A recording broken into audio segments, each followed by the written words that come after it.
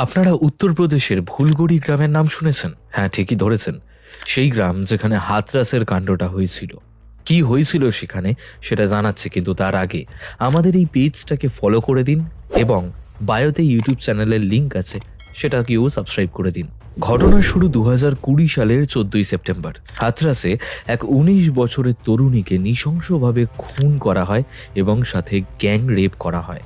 একজন 19 বছরের তরুণী মাঠে ঘাস কাটতে গিয়েছিলেন। সেখানে 4 জন যুবক তাকে ওড়না দিয়ে গলা পেঁচিয়ে টেনে নিয়ে যায় এবং নৃশংসভাবে রেপ করে।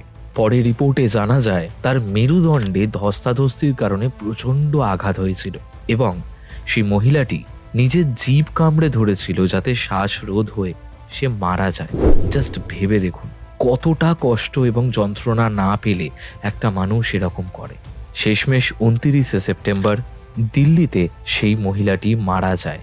পরিবারের লোকের তরফ থেকে একটি অভিযোগ জানানো হয় পুলিশের বিরুদ্ধে যে তারা নাকি এফআইআর নিতে চায় না এবং অনেক মিডিয়া প্রেশারের পরে এফআইআর নেয়।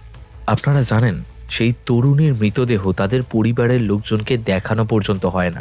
এমনকি 30শে সেপ্টেম্বর রাত 2:30-এর কাছাকাছি পুলিশ তাদের পরিবারের লোককে ঘরে তালা বন্ধ করে রেখে তার মৃতদেহ পুড়িয়ে দেয়। পরে এলাহাবাদ হাইকোর্ট দ্রুত এর মামলা দায়ের করে এবং এই পুলিশের কাজকে ভায়োলেশন অফ দ্য হিউম্যান রাইটসের তকমা দেয়। নির্যাতিতা মৃত্যুর আগে ম্যাজিস্ট্রেটকে বয়ান দেয় এবং 4 জনের নাম বলে যায়। প্রথম সন্দীপ সিং এবং বাকি 3 জন লবকুশ, রবি এবং রামু।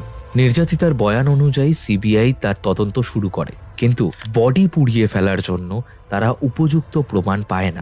সিবিআই লাস্টের দিকে 46 পেজের একটা চার্জশিট তৈরি করে এবং সেখানে পুলিশের এই গাফিলতিটা উল্লেখ করে।